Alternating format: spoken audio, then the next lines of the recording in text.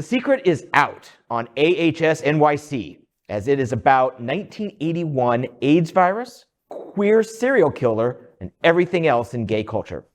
American Horror Story returns to the 80s with a gay serial killer storyline in the season 11 premiere. At the beginning of the month, it had been leaked that the season would be a modern remake of the 1980 film Cruising, starring Al Pacino. And so far, that appears to be the case. The show starts with an episode called Something's Coming, set in 1981 with the beheading of a down-low leather daddy, the latest in a series of gay murders to hit New York City. It makes for an especially tense dinner conversation between Patrick, a closeted detective assigned to the case, and Gino, a reporter for the gay publication The Native, who resents his boyfriend for withholding details about the investigation.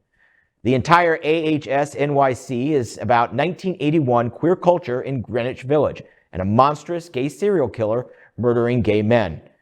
Season 11 of the show premiered in 2 parts yesterday at 10 p.m. Then, for the first time in show history, part 2 was broadcast at 11. Made for a scary night.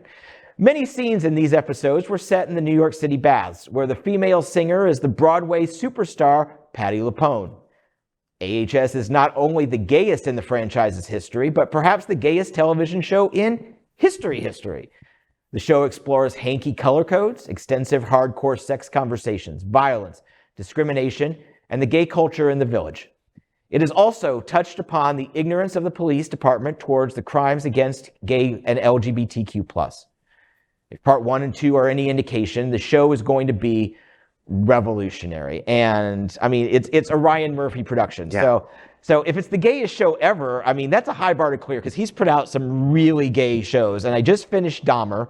I'm in the middle of The Watcher. And so I haven't started this yet, because I can only do one Ryan Murphy at a time. Yeah. It's just, otherwise it's just, I haven't been excited about American Horror Story for a while. I got bored of it. Since the Gaga season? Yeah, I mean, yeah. I guess I'm gay, but but this seems very exciting. Also because I think that it's going to show, like he did with the Dahmer series, I think he did a good job of showing why how LGBTQ plus people were specifically discriminated in our history, in a way. The way we're educated, or being educated lately, or a lot of people are on, how black people are discriminated by the police and investigations and the juries.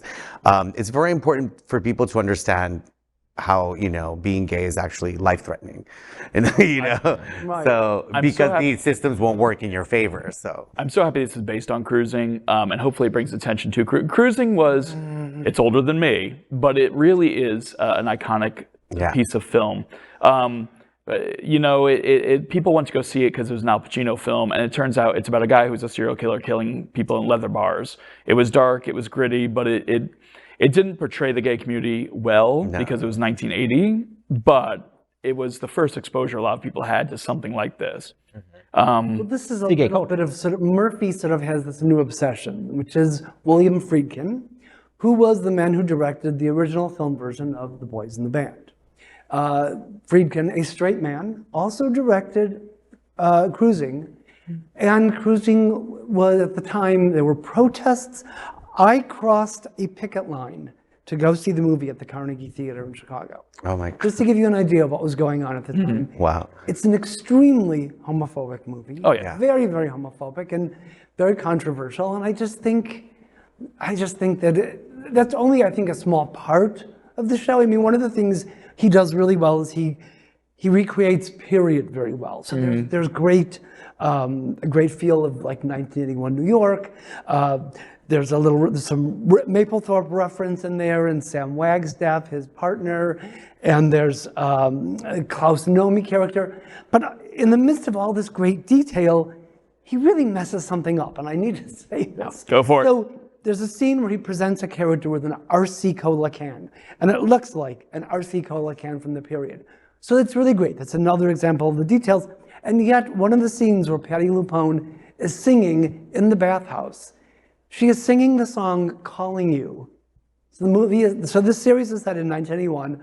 "Calling You" is from Baghdad Cafe, which came out in 1987. I'm just saying that's a little sloppy and a little lazy. That's all.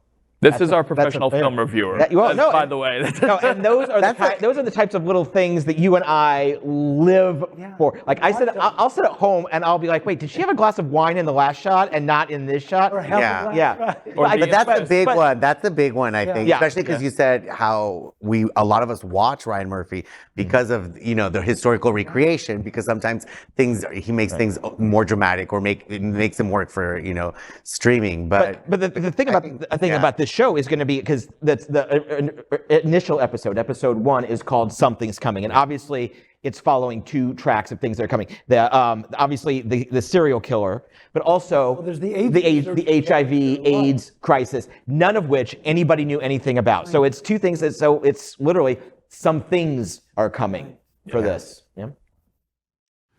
LGBTQ plus news is vital for our community and for the broader world as a whole. We have enough enemies at Fox News. Tucker, Sean, and Lara are loud. We need passionate allies. Happening Out Television Network, Queer News Tonight, and It's Happening Out are literally out of the closet and into the headlines. Our community needs your support. Like this broadcast and subscribe now to ensure the growth of the entire LGBTQ plus community.